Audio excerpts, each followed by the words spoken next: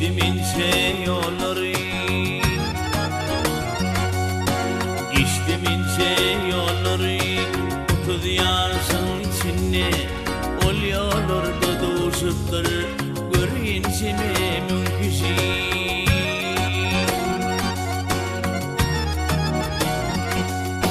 Bilmem birden amardı sol yollardan geçimde, ağlamadı halime gamlı gülümün bir kişi.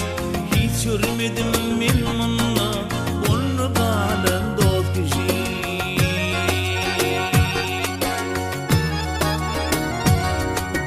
Toylarını hayradım, toylarını hayradım.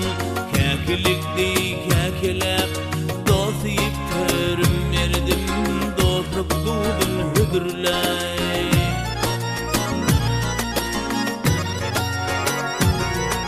Bizim başına bolurdu atlar değil kukura, iyidiler işte gitti inni görmen dost kişi.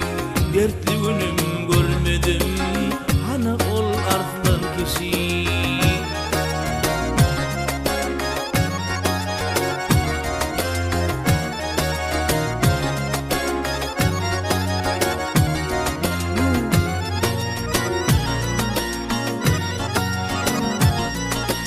Çağırırdım ilmi daim şolur bana dostayıp, inim sana aydınına tüküt sesin bitti.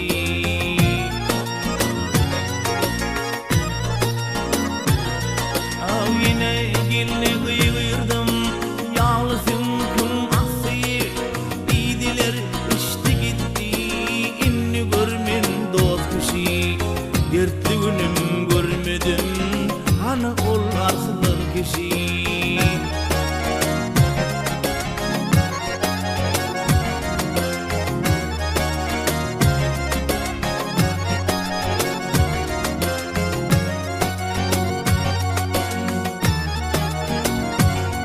Vakti gece yetmedi, gecelerine yetmedi.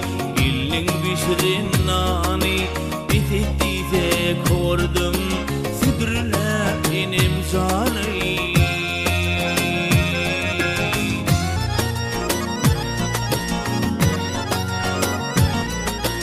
Aşıksının zamirin ol dostum olur kişi.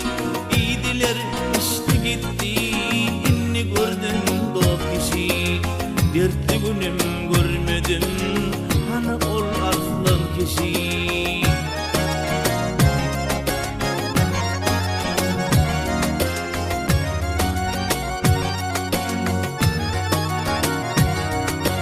Amana olur havarsı öz özünden erdişi.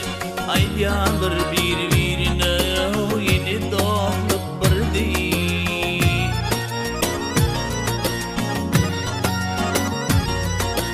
Men Müslüman dinleri hani dostumdur deyip, düşmanına karamı asla doğan her kişi. Yine baş dost men deyip gelir aş dost kişi.